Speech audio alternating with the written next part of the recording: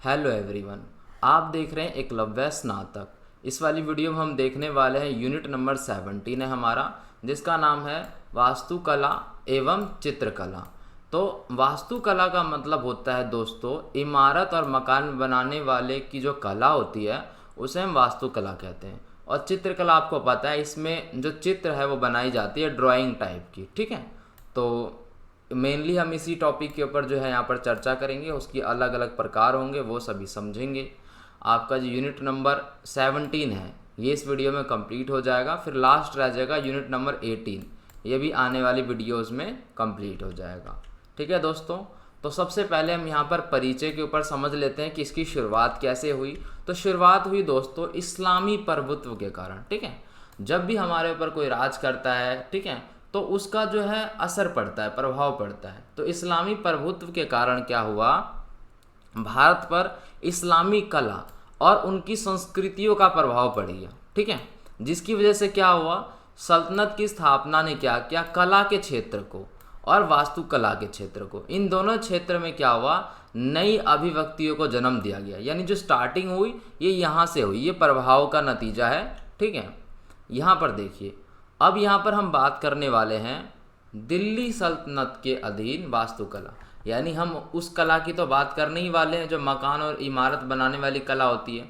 साथ में अधीन किसके हैं, अधीन है दिल्ली सल्तनत के, ठीक है। यहाँ देखिए हुआ क्या था, तुर्की सुल्तान की वास्तुकला में स्थानीय और इस्लामिक परंपराओं के बारे में हमें पता चलता है। अब दोस्तों इससे होता क्या है, वास्तुकला से पहले आप ये समझिए, होता ये है कि अगर मान के चलो आपने किसी का क्या है, किसी राजा महाराजा के मकान को या जो भी चीज़ें उन्होंने बनाई है उसको देखोगे ना, तो उससे हमें उसके इंटरेस्ट के बारे में पता चलता है कि इसकी रुचि क्या थी, इसके सोच विचार, ये सारी चीज़ें जो है पता चलती है, ठीक है।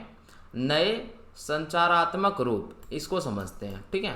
अब हुआ क्या था, भवन निर्माण में आपको पता है, हमने पहले भी पढ़ा था, भवन निर्माण में चूना और गारे के सीमेंट का प्रयोग होता था, जिससे क्या हुआ, पक्के मकान में ज़्यादा वृद्धि हुई। क्योंकि पक्के मकान को बनाने के लिए चूना गारा का जो सीमेंट है, ठीक है, ये अच्छा होता था, यानी वृद्धि हुई, मतलब एक स्टेप जो है यहाँ पर वो बढ़ा इसके प्रयोग से, ठीक है।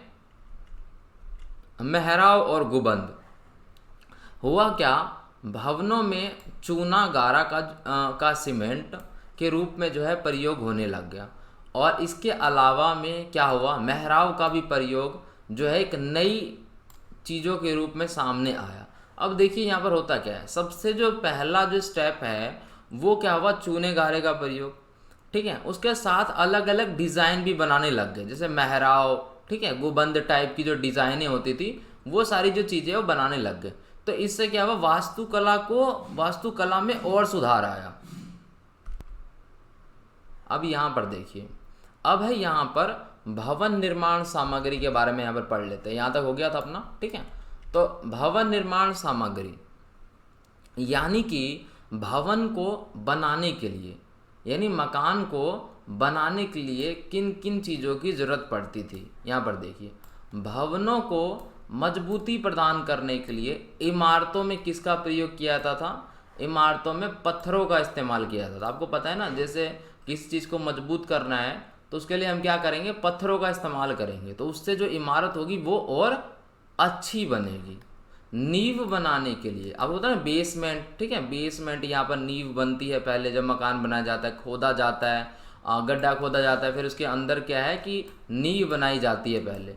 तो उसके लिए छोटे कंकड़ पत्थर जो होते थे उनका इस्तेमाल जो है वो किया जाता था। पूरे भवन को यानी पूरे मकान को अच्छी तरीके से जिप्सम से प्लास्टर किया जाता था, जिससे क्या होता था, जो लुक आती थी वो बढ़िया आती थी, ठीक है। भवनों का जो लुक आता था वो बढ़िया आता था। साथ में कंकड़ पत्थर के इस्तेमाल से क्या हुआ कि वो और मजबूत बना, ठीक है दोस्तों।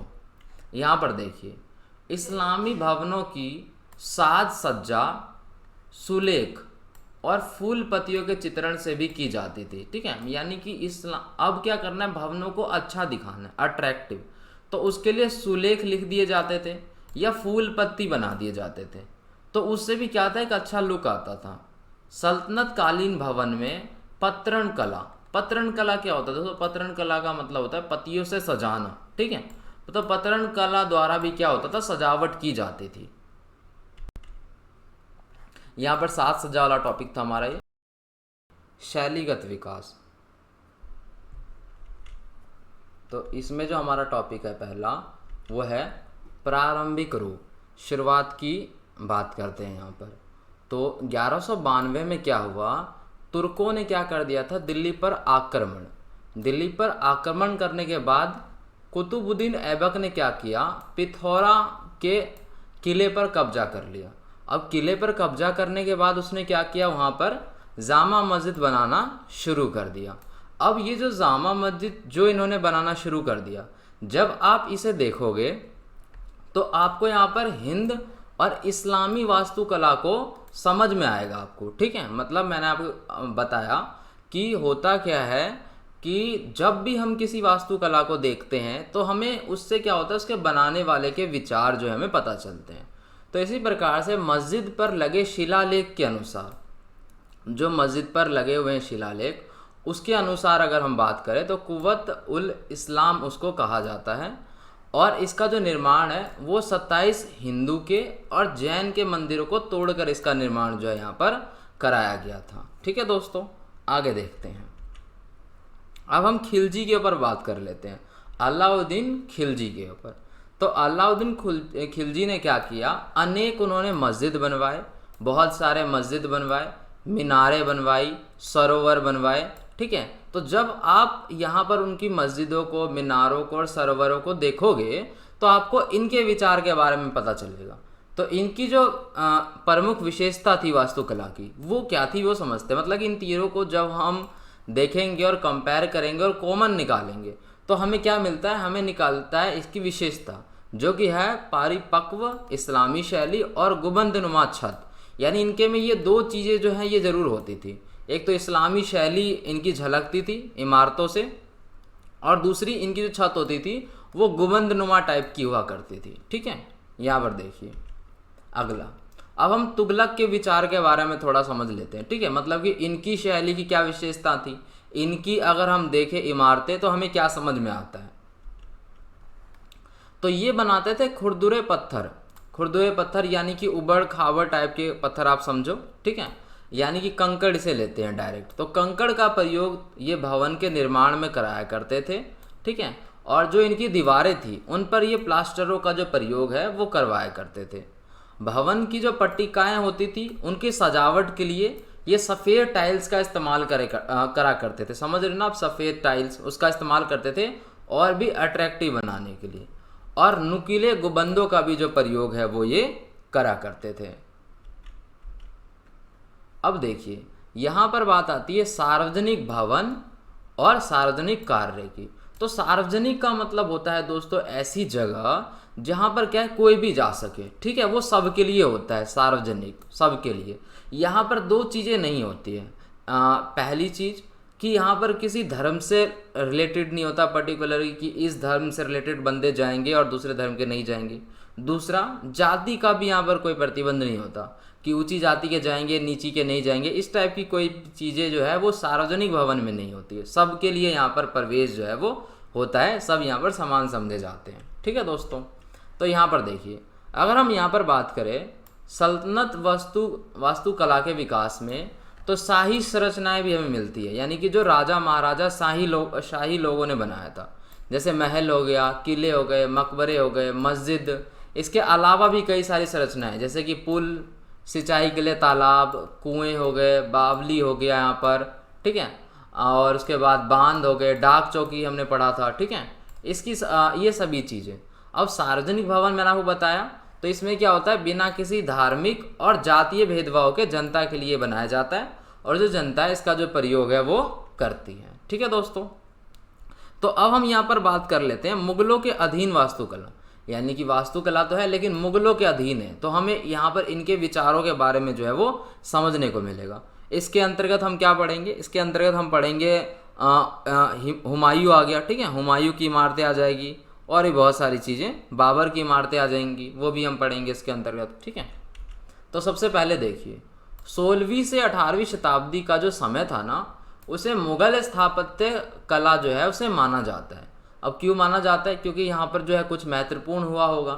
15 वर्षों का जो शासनकाल था वो दिल्ली में शूर शासकों ने शासन किया था। उसमें शूर शासक भी जो थे उन्होंने महत्वपूर्ण भूमिका निभाई थी। उन्होंने कुछ ऐसी चीज़ें बनाई थी जो कि इम्पोर्टेंट थी। ठीक है दोस्तों, यहाँ पर देखिए मुगल स्थापत्य की शुरुआत से लेके हम यहाँ पर पढ़ते हैं क्या बात हुई थी। बाबर की इमारतें, इसमें सबसे पहला टॉपिक हमारा आ जाएगा। आपको पता है कि जो बाबर का जो शासनकाल था वो केवल 5 वर्षों का था। तो 5 वर्षों के शासनकाल में ही बाबर ने क्या किया था, गैर धार्मिक भवन बनवाए। गैर धार्मिक का मतलब किसी एक पर्टिकुलर धर्म से रिलेटेड नहीं था, कोई भी जा आ सकता था।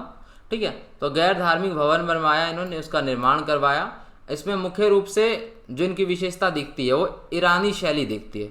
ईरानी शैली पर आधारित इन्होंने बनाए थे, बगीचे बनवाए थे, मंडप बनवाए थे। ये सभी चीज़ें इसके अंतर्गत शामिल है। ठीक है, 1526 में बाबर ने क्या किया, पानीपत और सांभाल में 2 मस्जिदें बनवाई थी। और आपको मैं बता दूं कि इन्होंने जो भी बनवाया था ना उस इमारतों के केवल अवशेष ही अभी बचे, क्योंकि ये बहुत पुराने समय की बात हो रही है। इसलिए यहाँ पर देखिए जो अगला टॉपिक है हमारा वो है हुमायूं की इमारतें। तो हुमायूं के शासनकाल में क्या हुआ था, राजनीतिक अस्थिरता थी। राजनीतिक अस्थिरता मैंने आपको बताया था कि यानी कि कोई भी चीज़ वहाँ पर क्या है, स्थिर नहीं थी, उथल पुथल का दौर था। तो उसके कारण क्या होगा, जब प्रॉब्लम चल रही होगी तो बहुत सारी जो चीज़ें हैं उसमें योगदान नहीं दे पाएंगे स्थापत्य कला और इन सब चीज़ों में। ठीक है, जब चीज़ें सही होगी फिर राजा सोचेगा इन सब चीज़ों के बारे में। राजा व्यस्त था। तो प्रथम चरण ज़्यादा कुछ योगदान नहीं रहा। प्रथम चरण के शासन में अगर हम बात करें तो 2 मस्जिदों की बारे में बात की गई है जो कि आगरा फतेहपुर में है। एक था जीर्ण और एक था शीर्ण। ठीक है, 1564 में हुमायूं की मृत्यु के बाद जो उनकी पत्नी थी हमीदा बानो बेगम उनके देख रेख में हुमायूं के मकबरे का जो निर्माण है वो शुरू हुआ था। यहाँ पर देखिए अब आ जाता है यहाँ पर शासन अंतराल में शूर स्थापत्य। इसकी हमने बात की थी कि ये महत्वपूर्ण भूमिका इन्होंने निभाई थी। तो देखते हैं क्या भूमिका थी। 1540 से अगले 15 वर्षों तक मुगल साम्राज्य का जो शूर शासक का जो अधिकार रहा था, तो स्थापत्य की दृष्टि से वो महत्वपूर्ण रहा है, क्योंकि शूर शासकों ने क्या किया, इमारतों में बढ़िया बढ़िया चीज़ें बनाई होंगी। ठीक है, तो उसके अलग अलग क्षेत्रों में एक तो विभाजित करते हैं हम इसको, 2 खंडों में हम पढ़ेंगे। ठीक है, प्रथम चरण और द्वितीय चरण। तो इनके जो चीज़ें थी वो 2 अलग अलग क्षेत्रों में स्थित थी और साथ ही 2 अलग अलग कालों में भी विभाजित थी। तो इसे पढ़ लेते हैं एक बार, काल और अलग अलग जगह कौन कौन से थे। तो प्रथम चरण में अगर हम बात करें तो जो काल था, जो समय था, वो था 1530 से 1540। ठीक है, यानी कि 1530 से 40 की बात कर लेते हैं हम। उसका जो केंद्र था वो सासाराम था जो कि बिहार में है, और जिसमें कई मकबरों का जो निर्माण है वो हुआ था। शेर शाह ने क्या किया था, 1525 में उसने अपने पिता हसन खां के मकबरे का निर्माण जो है वो करवाया था। और दूसरा चरण की हम बात कर ले तो 1540 से 45 की बात है, इसमें आरंभ हो गया था। शेर शाह ने दिल्ली के 6ठे शहर के रूप में पुराने किले का जो निर्माण है वो करवा दिया था। अब जो है यहाँ पर हम बात कर लेते हैं अकबर कालीन स्थापत्य, यानी कि जो हमारा जो फोकस होगा वो होगा अकबर के स्थापत्य से रिलेटेड, यानी अकबर की बात आएगी। अकबर आपको पता है दिग्गज बंदा था, दिग्गज सम्राट था, तो उसने स्थापत्य में भी जो अपना जो योगदान है वो महत्वपूर्ण दिया है, उसको समझते हैं। अकबर के शासनकाल को मुगल स्थापत्य में महत्वपूर्ण काल माना जाता है। इस काल के अंतर्गत हिंद इस्लामी स्थापत्य की मिलीजुली स्थापत्य कला के बारे में पता चलता है। यानी हिंद इस्लामी, अगर आप इसकी बनाई हुई चीज़ों को ऑब्जर्व करोगे तो आपको इसमें हिंद इस्लामी स्थापत्य की मिली जुली स्थापत्य कला के बारे में पता चलेगा। भवन परियोजना इसकी पढ़ लेते हैं क्या क्या था। देखिए हुआ क्या था, अकबर की जो भवन परियोजनाएं थी उसके अंदर आगरा, इलाहाबाद, लाहौर में बने किले शामिल थे। उसके बाद अकबर ने क्या किया था, गुजरात और बंगाल शैली में भी इमारतें बनवाई थी। लेकिन जो शाहजहाँ था इसने क्या किया था, इसने इसकी लगभग सभी संरचनाओं को तोड़ दिया था और उसके दोबारा से बनवाया था। ठीक है दोस्तों, तो ये सारा जो है ये सीन हुआ था। यहाँ पर देखते हैं, यहाँ पर जो है हमारा दूसरा टॉपिक है, इसमें हम बात करते हैं जहांगीर और शाहजहाँ के कालीन स्थापत्य की। ठीक है, यानी हम इसमें जहांगीर और शाहजहाँ की स्पेसिफिक बात करेंगे कि इनका क्या योगदान था। तो इसमें जो सबसे पहले हमारे सामने है वो ये है। देखिए इस समय में क्या हुआ था, इस समय लाल बलुए पत्थर की जगह पे संगमरमर का प्रयोग होने लगा था। यानी कि क्या है कि यहाँ पर जो चीज़ें हैं वो विकसित हो गई थी। पहले लाल बलुए पत्थर का जो इस्तेमाल है वो ज़्यादा किया जाता था। अब क्या है कि जब अच्छा लुक देना है तो उसके लिए संगमरमर का प्रयोग होने लग गया, ठीक है। और जिसकी वजह से मेहराब को नया रूप मिला, यानी जो मेहराब बनाई जाती थी वो और भी ज़्यादा क्या है अट्रैक्टिव हो गई। यहाँ पर देखिए प्रमुख इमारतें कौन कौन सी थी। तो अकबर का मकबरा इस युग का सबसे उल्लेखनीय भवन माना जाता है, यानी कि बहुत बढ़िया अकबर का मकबरा, जिसका जो निर्माण कार्य है यानी कि इसको बनाने का जो काम है वो अकबर ने अपने जीवन काल में ही शुरू कर दिया था। यानी जब ये जीवित थे तभी इन्होंने अपने मकबरे का जो काम है वो शुरू करवा दिया था। लेकिन इसकी मृत्यु के बाद जहांगीर ने क्या किया, इसकी जो मूल संरचना मूल रेखा है उसमें परिवर्तन कर दिया और उसे एक नया रूप प्रदान कर दिया, ठीक है। यानी कि जो अकबर का मकबरा है ना वो शायद इतना ज़्यादा अच्छा है, ठीक है, कि उसको बहुत ही बेहतरीन माना जाता है। और आप समझ रहे हो कि इसने अपने मकबरे का जो काम है वो अपने जीवन काल में ही शुरू करवा दिया था। उसके बाद जहांगीर ने भी इसके अंदर कुछ जो है चेंजेस किए, परिवर्तन किए, यानी कि वो एक बढ़िया चीज़ बनी होगी। अब यहाँ पर देखिए सिकंदरा में जो स्थित ये मकबरा है ये अकबर और जहांगीर की स्थापत्य योजना के मिश्रण को दर्शाता है। यानी अगर आप सिकंदरा में जाकर अकबर का मकबरा देखोगे तो आपको ना जहांगीर की और अकबर की यानी दोनों का जो दिमाग है पता चलेगा, यानी कि दोनों की सोच कैसे थी, क्योंकि दोनों के मिश्रण से बना है ये।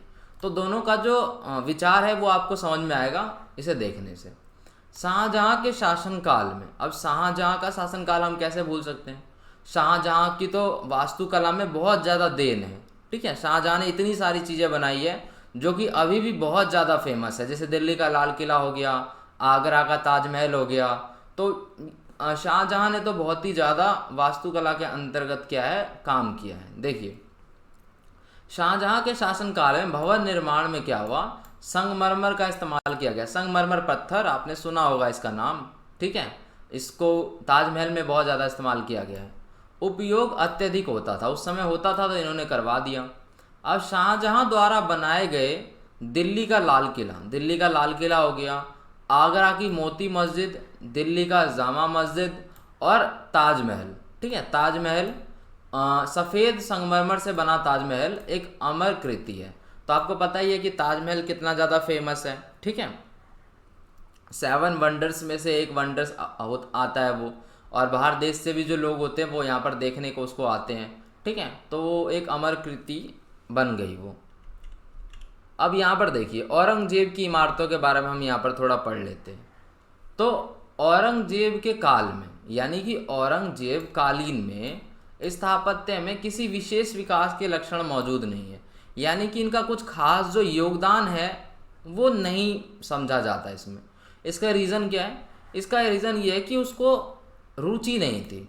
इसका कारण ये है कि औरंगजेब का जो स्थापत्य में कोई निजी रुचि नहीं थी। एक होता है ना अंदर से इंटरेस्ट जागता है, ठीक है, जैसे कि उसका था शाहजहाँ का, उसको अंदर से इंटरेस्ट था तो उसने इतनी सारी चीज़ें बनाई, तो उसको अंदर से किसी प्रकार की रुचि नहीं थी। इसके शासनकाल में बनी इमारतों में बेगम का मकबरा, लाहौर की बादशाही मस्जिद और मोती मस्जिद का जो है वो नाम आता है केवल, ठीक है। यहाँ पर अब देखिए यहाँ पर हम बात करने वाले हैं सफदरजंग का मकबरा। सफदरजंग का मकबरा के बारे में हम बात करते हैं। यहाँ पर देखिए दिल्ली में जो स्थित है ये मकबरा, ये मुगल शासन के अंतिम चरण की स्थापत्य कला मानी जाती है। ये 2 मंजिला की है और 2 मंजिला की गुंबदनुमा भवन है ये, ठीक है, यानी गुंबद है इसके अंदर। इसके निर्माण में क्या हुआ था, लाल बलुए पत्थर का इस्तेमाल किया गया था, मैंने आपको बताया था पहले होता था, उसके बाद संगमरमर आ गया। तो लाल बलुए पत्थर और उसके बाद संगमरमर का पत्थर, इन दोनों का जो प्रयोग है, इन दोनों का प्रयोग इसके अंदर जो है वो किया गया है।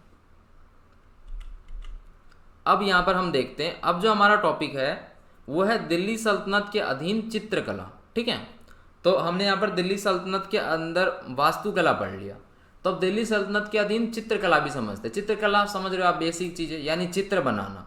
पहले के समय में राजा महाराजाओं के जो चित्र है वो बनाया करते थे हाथों से, ठीक है, कलर जो कलर का इस्तेमाल करके। पहले ये सारे जो कलर है इस प्रकार के कलर नहीं आया करते थे, उनके जो अपने जो भी नेचुरल कलर्स और जो भी चीज़ें होती होंगी उससे वो सब बनाया करते थे, जो कि काफ़ी कठिन होता था। आज के समय जितना जो आसान है वो नहीं होता था। देखिए, दिल्ली सल्तनत कालीन में चित्रकला को हम सुलेखन कला और पांडुलिपि चित्रण में विभाजित कर देते हैं।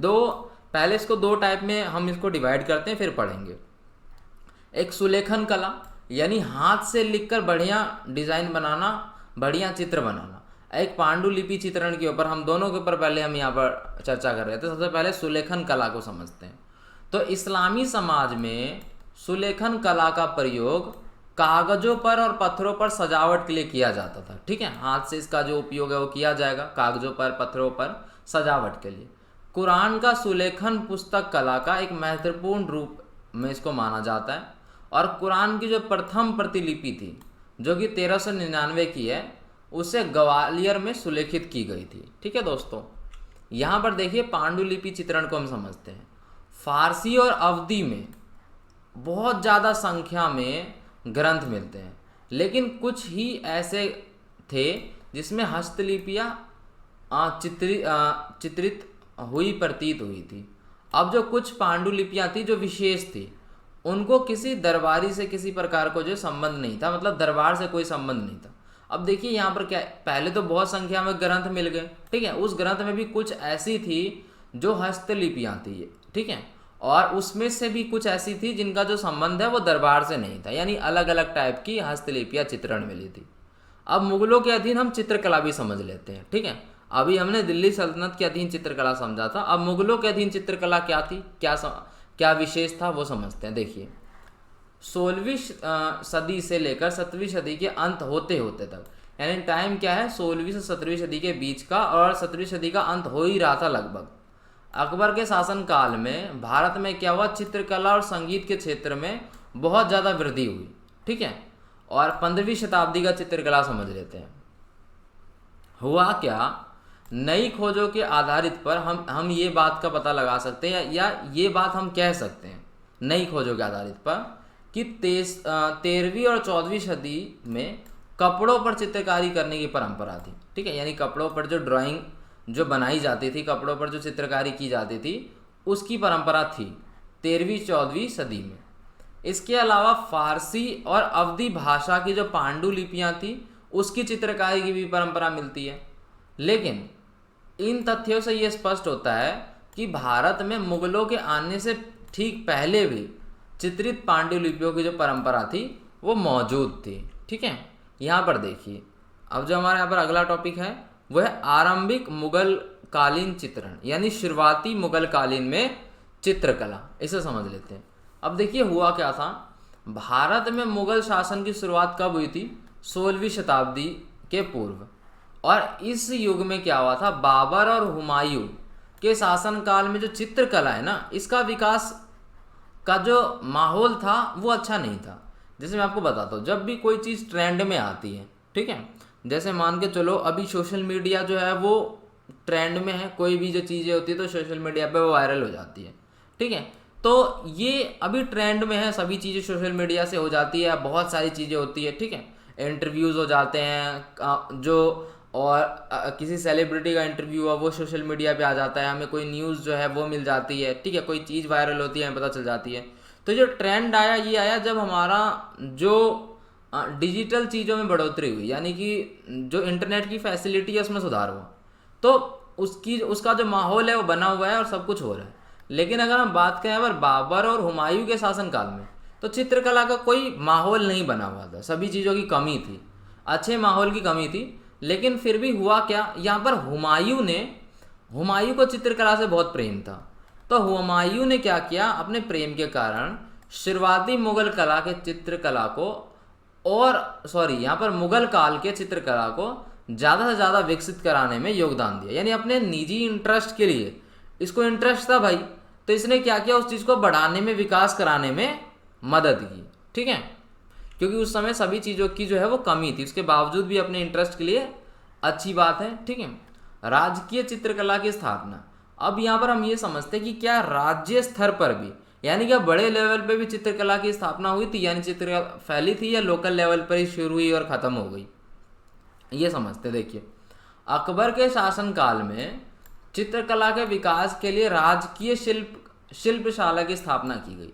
यानी इससे हमें पता चलता है कि ये एक बड़े लेवल पर विकसित हुई थी और पॉपुलर जो हुई थी तो बड़े लेवल पर हुई थी, ठीक है। और अभी भी कुछ हद तक आप समझ सकते हो कि पॉपुलर है, ठीक है। बहुत सारे लोगों का जो इंटरेस्ट है वो ड्राइंग्स, आर्ट्स, इन सब चीज़ों में होता है, ठीक है। तो इसके अंदर सभी चित्रकार क्या करते थे, ये जो शिल्पशाला बनाई गई थी जिसमें चित्रकारी वगैरह सब हुआ करते थे, तो इसके अंदर सभी चित्रकार मिलकर क्या करते थे, चित्र बनाते थे, ठीक है, चित्र का निर्माण करते थे। तो चित्र बनाने और रंगाई का काम दो अलग अलग बंदे करते थे। जैसे अभी हम क्या करते हैं, अभी हम अपनी कोई ड्राइंग बनाते हैं, अपना स्ट्रक्चर बनाते हैं, जैसे मान के चलो हमने पेड़ बना दिया, ठीक है, हमने खुद से उसे पेड़ को बनाते हैं, उसके बाद हम जो ड्राइंग है मतलब सॉरी जो कलर है वो हम उसमें फिल कर देते हैं, ठीक है। तो उस समय में क्या होता था कि दो बंदे लगे होते थे, एक तो स्ट्रक्चर बनाएगा उसका पूरा, ठीक है, रूपरेखा तैयार करेगा, और एक होगा जो उसमें रंग भरने का कार्य करेगा। और वास्तव में हमें सुनने में तो बड़ा आसान लग रहा है, लेकिन वास्तव में जो प्रक्रिया थी ये बहुत ज़्यादा मुश्किल थी। मैंने आपको बताई ना, उस समय में जो चित्रकारी का जो काम था बहुत ही मुश्किल होता था क्योंकि सुविधाएं उपलब्ध नहीं थी, ठीक है। यहाँ पर देखिए, जहांगीर और शाहजहां के शासनकाल में विकास, यानी हम बात कर रहे हैं किसकी, जहांगीर की और शाहजहां के। तो इसके शासनकाल में क्या विकास हुआ, ये सारी चीज़ें समझते हैं। देखिए, जहांगीर की स्वयं की चित्रशाला थी। अब भाई जहांगीर को इंटरेस्ट था तो उसकी स्वयं की भी चित्रशाला थी, जिसके अंदर वो क्या करता था, खुद से ड्राइंग बनाता रहता था पक्षी और फूलों की, ठीक है। उसको चित्रकारी करना क्या था, बहुत ज़्यादा पसंद था। तो जहांगीर के शासनकाल में क्या हुआ, छवि चित्रण का महत्व बढ़ा। छवि चित्रण आप समझ रहे हो ना, यानी कि बिल्कुल जो चीज़ जैसी दिख रही है वैसी बनाना, ठीक है, मतलब हूबहू चीज़ें बनाना। जैसे उस समय में क्या होता था, जो इंसान की चित्र बनाना होता तो आपको पता है उस समय भी मुश्किल था, अभी भी मुश्किल है, ठीक है।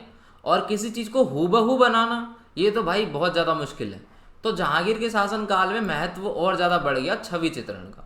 जहांगीर के काल में क्या हुआ, पशुओं का और पक्षियों का बड़ा ही जीवांत चित्रण किया जाता था। यानी पशु और पक्षी को इतना अच्छा बनाया जाता था कि ऐसा लगता था कि वो जीवित है, ठीक है, तो उसे जीवांत चित्रण कहते हैं। तो जीवांत चित्रण होता था। अब शाहजहां के काल में भी क्या हुआ, चित्रकला को बहुत ज़्यादा विकास हुआ, उसका चित्रकला का विकास शाहजहां के काल में भी हुआ। तो यही सारी चीज़ें हैं, आपको समझ में आ गई होगी। टेलीग्राम पे आप नहीं जुड़े हो तो आप जुड़ सकते हो, ठीक है। 7,000 से ज़्यादा जो बच्चे हैं उसमें जुड़ चुके हैं, डिस्क्रिप्शन में लिंक मिल जाएगा, ठीक है। कुछ पूछना है आपको पर्सनली तो आप यहाँ पर आके पूछ सकते हो मेरे इंस्टाग्राम पे, इसका भी लिंक आपको डिस्क्रिप्शन में मिल जाएगा, ठीक है। तो यही थी हमारी वीडियो आपको पसंद आ गई तो आप लाइक कर सकते हो, कमेंट कर सकते हो, शेयर कर सकते हो, ठीक है। और साथ ही सब्सक्राइब कर सकते हो आप इस चैनल को, बगल में बेल नोटिफिकेशन आइकन होगा उसे प्रेस कर सकते हो, जिससे नई वीडियो की जो नोटिफिकेशन है वो आप तक पहुंचती रहेगी। तो मिलते हैं नेक्स्ट यूनिट में, धन्यवाद।